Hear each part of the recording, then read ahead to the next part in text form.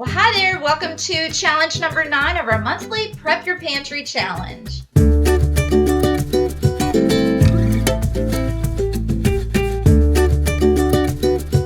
Welcome to challenge number 9 of our Prep Your Pantry monthly challenge. I'm so glad that you're here with us today. If you're new, I'm going to tell you a little bit about how this challenge works. Well, this challenge is for anyone that's interested in expanding their current pantry or starting a new pantry from scratch. And the way that this works is on the first day of every month, I'm going to give you a list of challenge items to focus on for the month. Now, this challenge can be approached in many different ways. Don't feel that you would have to go out and buy all of the challenge items. You can simply choose one item to focus on for the entire month and then circle back and pick up the ones that you left off. Or you can absolutely do a different item for each week of the month. It's totally up to you, totally customizable, and there's absolutely no pressure involved. This is solely based on your needs, your family's needs, your budget, your schedule, and just what simply works for you. So all in all, these challenges are just to be used as a guide and some motivation. Now, along those lines, I want to mention that we also have a Facebook group. If you do Facebook, you're more than welcome to join. Just be sure to answer that one security question, and once you're in there, this gives us a place to share with each other, ask questions, and grow month by month together. It's also a safe place where you are going to be with a lot of like-minded people who are after the same goal as you. There are people that are far advanced that have been prepping for years, and then there's beginners in there as well. So everyone's welcome to the Facebook group and to this challenge.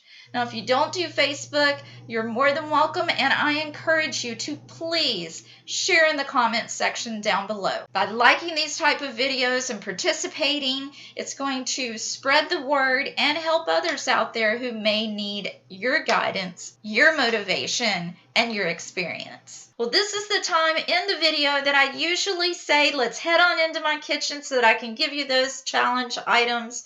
But this month is going to be a little different. This month, we're going to go over the prepper mindset. I have about 3 categories that I kind of want to dig into there. And then we're going to wrap up this video with 4 assignments for the month. So if this is your first time here, I encourage you to stick around because the information that we're going to be covering today, I believe, will be beneficial to you moving forward in this challenge. And for those of you that have been with me for a while, either from the beginning or just the last couple of months, definitely stick around for this entire video because this is going to be beneficial to you. Okay, so without any more delay, let's go ahead and jump into the topic for discussion, and that's going to be the prepper mindset. Now, as you go through these challenges, the prepper mindset is something that you really have to work on. It's something that needs to grow and develop, the same as your pantry. And I hope that in this video, I can kind of break that down into 3 little categories that will help you better understand and develop that prepper mindset when it comes to expanding our pantries. So the first category that I want to talk about, I simply call it meals.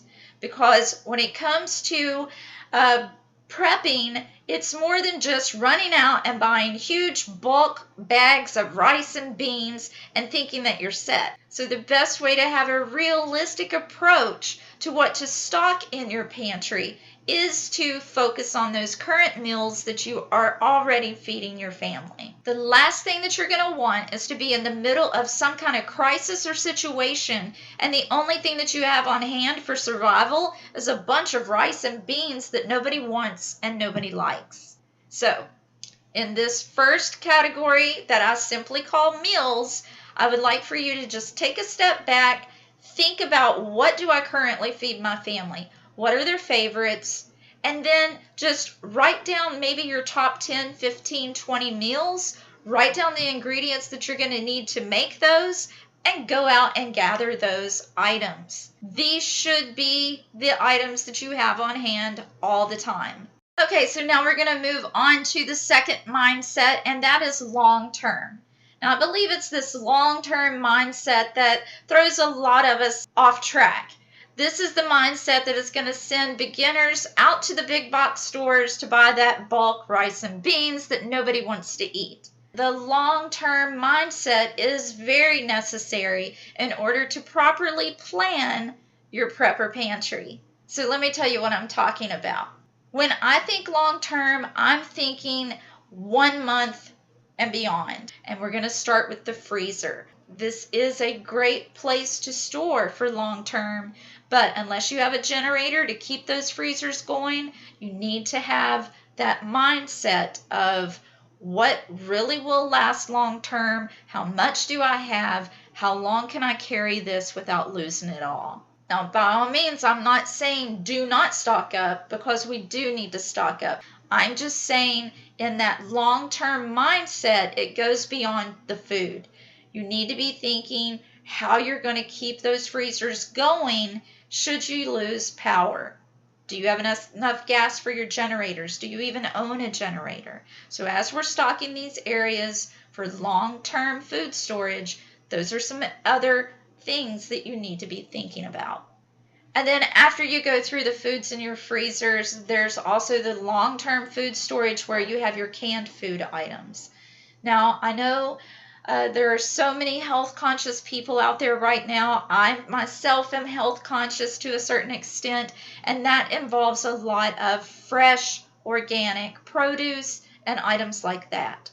Well, when it comes to prepping, that's good when you go back to the meal mindset and have enough for your family to get you through maybe that first 2 weeks to a month. But when you're thinking long term, there may come a point in survival where you will have to revert to the canned vegetables or the instant mashed potatoes or the bags of rice.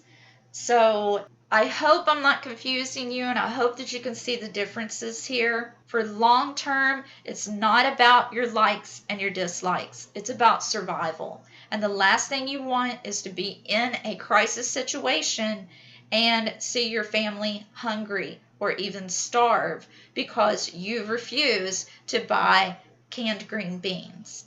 So that's a mindset that has to be developed. You know, if you think of these Ready Wise and MRE type foods, they're not delicious. They're not going to be your first choice, but they are going to be your long-term choice once everything else is gone. This is your backup plan.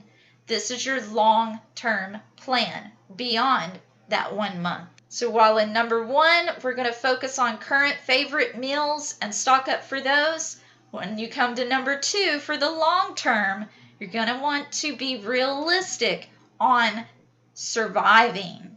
If there's a crisis out there that is going to keep you without power for longer than a month, then you are definitely going to be in survivor mode, and you're going to want to be prepared for that. Okay, so now let's move on to number 3, and that's going to be the situational mindset. This is going to be the mindset that thinks up the worst case scenarios. This is the mindset that is going to lead you in the direction you need to go based on what the current situation is. This mindset is going to help you plan and prepare for anything that may come your way. And in order to do that, you need to be aware of what those situations are. So let me give you a few examples. The first situations would be current events and weather situations.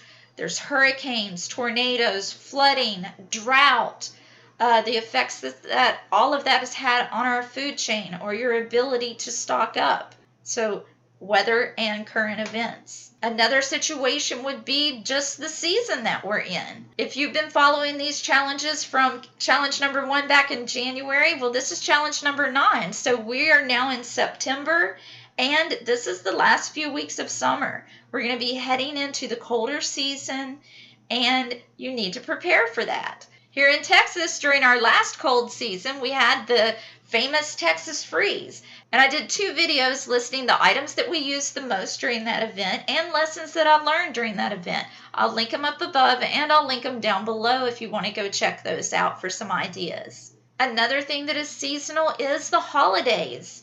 We have Thanksgiving, we have Christmas, if those are things that you celebrate, that you may want to start stocking up now. Who knows if the pumpkin pie filling is going to be available in November. If you see it on your shelf now, Stock up now. Prepare. Plan ahead for the situations that are coming your way. Another thing to think about whenever we think seasons would be the cold and flu season. Do you have enough over-the-counter cold medications on hand should someone in your family get the flu? With the current uptick in COVID-19 cases, how well is your store stocked? Are people panicking again and wiping those cold medicine shelves out? Do you have vitamins on hand? Do you have your elderberry syrups? These videos are going to be out there for a while, and you may be watching this specific video right in the middle of summer. Do you have things on hand that are going to keep your family cool should you have a power outage? So just a few seasonal things to think about there. Another situation could be job loss. If you are currently experiencing a job loss, or if it happens in the future, you want to be prepared for that. In that situation, I would just refer you back to number one, the first mindset. What are those favorite meals? How can you stock up for that while you can? Don't wait until you've already lost that job or that income to then figure out, how am I going to feed my family? Do it now. And then lastly, I just want to mention illness. Illness can strike at any time. Are you prepared for that? Some ways that you could get prepared for that would be, again, go back to number one, have that grocery list on hand so that anybody can step in and buy those items that you get on a normal basis. Because if you get struck with a serious illness, you may have a caretaker that's going to need to know these things. What groceries do you like to buy? What medications do you need to take? What bills need to be paid? These are all things to think about, and they all fall under that situational mindset. What are you going to do should this, that, or the other happen? And are you prepared? You could even go as far as taking someone on a tour of your home, of your prepper pantry. Show them around your home so that, God forbid, anything terrible happen, such as a car wreck even, someone else will be able to step in and take over through your recovery. Okay, so there are 3 prepper mindsets that I hope you have been developing or that you will develop as you go through these challenges. To review, number 1 is the meals. Focus on what your family favorites are and gather those items. Number 2, think long term and be realistic when it comes to stocking those areas of your home. And number 3, be aware of the situations that are out there that could happen. You can't plan ahead and be prepared if you have a mindset of that'll never happen to me. You absolutely have to think that all of this could happen to any of us. Okay, so now we're going to get into this month's challenge, except this month, like I said before, it's not going to be a list of items. Instead, it's going to be assignments. These are 3 to 4 areas that I really want you to take the time this month to focus on. And as we go over them, I'm sure you'll agree that these are all very important and also very necessary. So let's go ahead and jump right into them. The first one is going to be to fill the gaps. Like I've mentioned before, it's not just about going out and gathering up a bunch of items. Sometimes we need to take a step back and reevaluate what we currently have going on in our pantries. So you have that mindset of what your family's favorite meals are. Walk through your pantry with a clipboard or a notebook and make a list of the items that you need to stock up on to fill those gaps. Sometimes we get so caught up in our daily lives and current events and schedules, or even the items that we're trying to focus on for the month, that we forget about what we need right now. So take time, do a current inventory, make a list, and go out and gather those items. So number 1, fill the gaps. Number 2, get your preps in order. Take a day or an hour, depending on the size of your pantry, and just go through and check your rotations. Make sure there's not any items that have been pushed to the back and overlooked. See if there's any foods that can be donated to your local food bank, because as it turns out, you're just not going to use them up, or your family doesn't like something that you stocked up on. So just get a good look at everything that's in your pantry. Check all those dates. And we're not going to get caught up in expiration dates during this video, but still check your rotations and make sure that everything looks good. Also, go ahead and clean. If you've had this pantry for a while, there may be some dust in there. Empty out your pantries, clean those shelves, wipe off your cans, get everything nice, clean, well organized so that at a glance you can see what's going on in your pantry. So number 2, get your preps in order. Number 3 is storage solutions. Now this can be anything from what are you storing it in to how are you storing it, as far as what needs to be vacuum sealed, what needs to be dehydrated, what needs to be frozen. Do you have an overabundance of produce that needs to be processed and frozen or pressure cooked? This is all storage solutions for your food. Now to take that a step further, take some time to look at where you're going to store this stuff if you haven't figured it out yet. Come up with those storage solutions, whether it's in a spare closet that needs to be cleaned out, under your bed but you need to clear out some junk or go buy some totes, in your garage for your non-food items. Build those shelves, do what it is that you need to do. Take the time this month to really focus on that and get everything in place. So, number 3, storage solutions. And now the very last assignment that I have for you is share, share, share. Whether it's in the Facebook group or down below, tell us the who, what, when, where's, and why of prepping for you. For the who, I would like to know who you are, what state do you live in, who are you prepping for? Do you have a large family or is it just yourself? Next, I would like to know what. What are you preparing? What are your favorites? Share some of those meals that you stock up for. Give us all some ideas so that we can learn from you. The when. When did you start prepping? Is this going to be the very beginning of your prepping adventure, or have you been doing this for years? We would all love to know and hear from you. Where do you store your preps? Do you have a food room? Do you have a cellar? Let us know. Give us some ideas. And lastly, I would like to know why. Why do you feel that it's so important to prep?